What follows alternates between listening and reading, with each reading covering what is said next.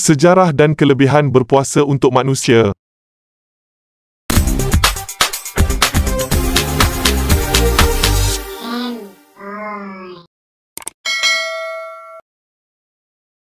Asal-usul perkataan puasa, kenapa orang Melayu panggil sebagai puasa? Berbeza dengan ibadah-ibadah lain dalam rukun Islam, ibadah puasa merupakan satu-satunya ibadah yang dirujuk dalam bahasa Melayu tanpa menggunakan istilah asalnya.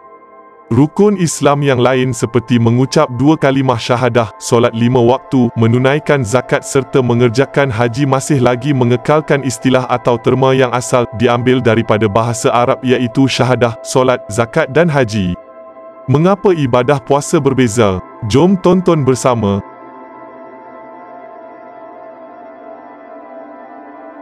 Nombor 4. Istilah sebenar puasa dalam bahasa Arab.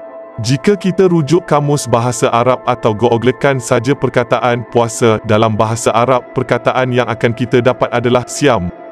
Wujud satu lagi perkataan serupa dalam bahasa Arab yang membawa makna sama iaitu so'am yang bererti puasa.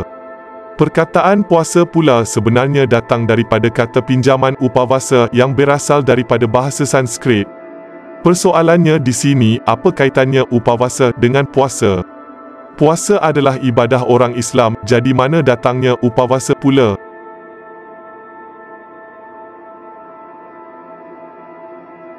Nombor 3. Apa itu upavasa? Upavasa adalah perkataan Sanskrit yang amat mirip dengan agama Hindu.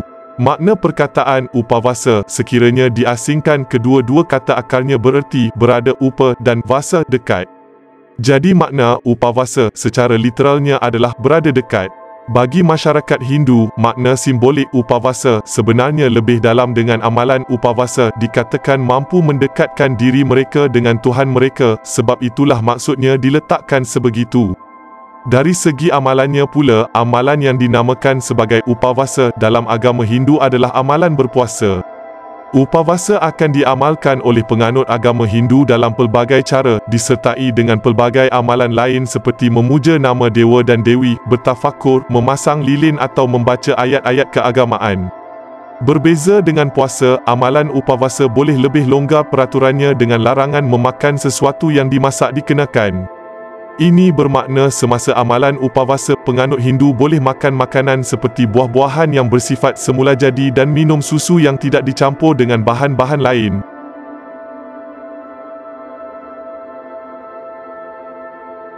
Nombor 2. Jenis-jenis upavasa. Walaupun masih dibenarkan makan dan minum, menahan diri sepenuhnya daripada makan dan minum apa saja bentuk makanan dan minuman adalah lebih digalakkan bagi penganut agama Hindu.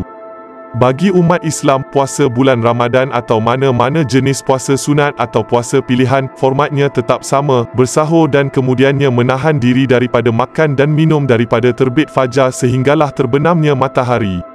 Bagaimanapun untuk penganut Hindu, mereka ada 3 jenis upavasa.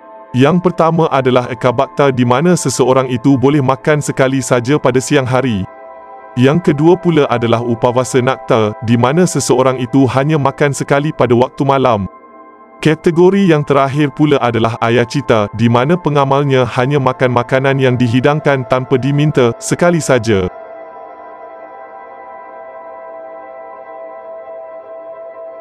Nombor 1. Kesimpulan. Teori yang ada setakat ini bagi memudahkan masyarakat Melayu zaman dahulu memahami keperluan ibadah puasa sebagai satu kewajipan Islam. Istilah daripada agama Hindu dicedok supaya penerangannya lebih jelas kerana sejarah telah pun menunjukkan satu masa dulu nenek moyang kita menganut agama Hindu sebelum kedatangan Islam.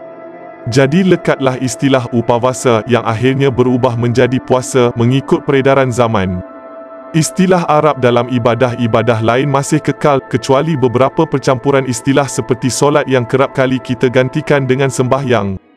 Tidak ada masalah sebenarnya untuk kita terus menggunakan istilah puasa kerana perkataan dan maknanya sendiri sudah merujuk kepada ibadah puasa melibatkan orang Islam secara eksklusif.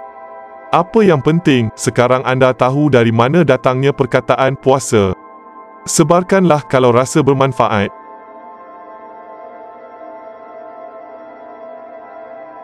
10 manfaat berpuasa untuk kesihatan manusia. Ramai tidak sedar akan kelebihan berpuasa kepada kesihatan manusia. Kebanyakan daripada kita berpuasa kerana tuntutan agama dan ada yang berpuasa atas tujuan ingin tampak lebih ramping dan anggung. Apapun niat anda, ketahuilah bahawa berpuasa mampu menyihatkan tubuh badan anda.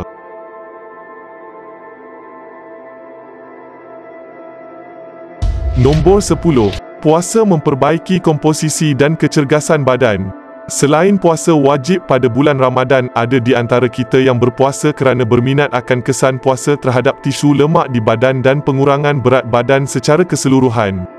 Berpuasa menyumbang kepada komposisi badan yang lebih baik melalui pelbagai cara, terutamanya melalui tindakan hormon dan metabolisme lemak.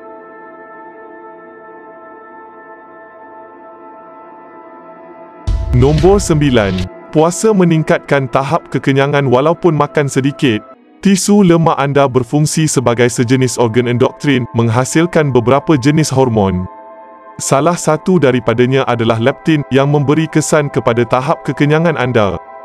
Dengan berpuasa, tahap leptin dalam badan menurun pada peringkat awal, namun apabila berat anda turut menurun, rintangan terhadap leptin juga berkurangan. Menjadi lebih responsif kepada leptin meningkatkan tahap kekenyangan anda.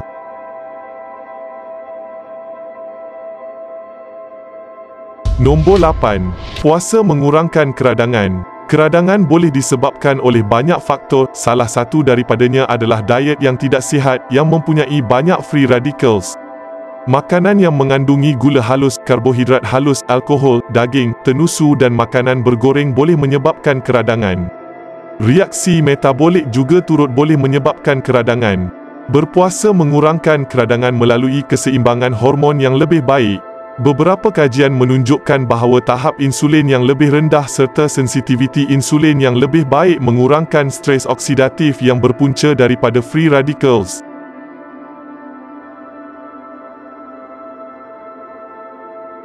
Nombor 7. Puasa menyokong pembakaran lemak dan ketosis. Ketosis atau keadaan di mana lemak terbakar tercapai sama ada melalui berpuasa atau pengambilan makanan berdiet seperti lemak sihat. Ketosis membantu membakar simpanan lemak pada organ seperti hati dan buah pinggang. Lemak berlebihan pada organ-organ utama ini berupaya mengganggu fungsi organ berkenaan. Berpuasa mampu mencapai ketosis lebih cepat berbanding pengurangan pengambilan makanan berkalori. Satu kajian mendapati bahawa berpuasa meningkatkan metabolisme badan manusia secara mendadak.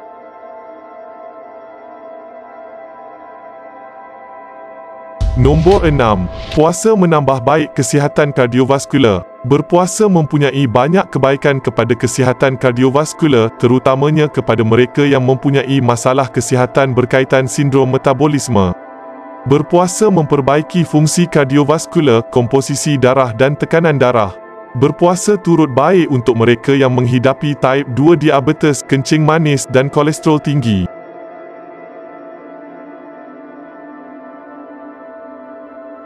Nombor 5. Puasa mengurangkan tekanan darah. Ketika berpuasa, tekanan darah dalam badan manusia akan menurun pada peringkat awal, terutamanya dalam minggu pertama berpuasa. Tekanan darah rendah berlaku kerana pengurangan pengambilan garam secara mendadak dan peningkatan kehilangan garam melalui proses pelawasan kencing.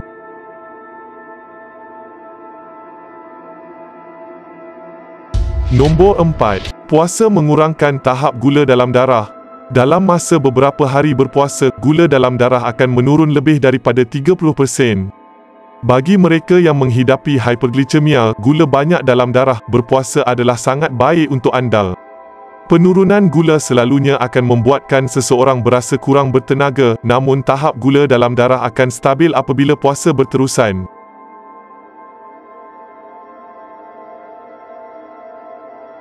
Nombor 3. Puasa memperbaiki proses kita semula sel recycling. Apabila usia kita meningkat, sel jahat rock cells di dalam dan luar badan akan membiak ke seluruh tubuh, menyebabkan kerosakan tisu badan serta menyumbang ke arah penyakit progresif. Berpuasa memperbaiki badan melalui kita semula sel melalui proses autofagi. Proses ini menyasarkan pencernaan sel-sel rosak dan tisu tua pada peringkat selular.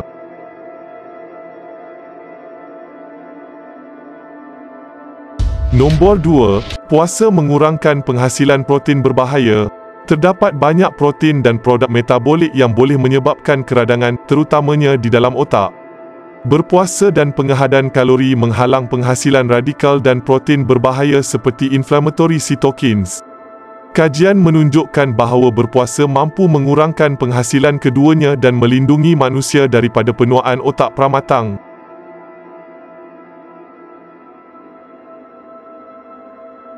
Nombor 1. Puasa menyokong kolagen yang lebih sihat di dalam kulit. Diet yang sihat adalah penting untuk penampilan kulit anda yang lebih berseri. Berpuasa sebenarnya mampu menambah baik integriti kulit anda. Gula yang tinggi dalam darah mengubah struktur kolagen, melemahkan kekuatan dan ketahanannya. Memandangkan berpuasa berupaya mengurangkan tahap gula dalam darah, anda boleh menganggap puasa sebagai rutin penjagaan kulit yang percuma dan semula jadi. Kesimpulan,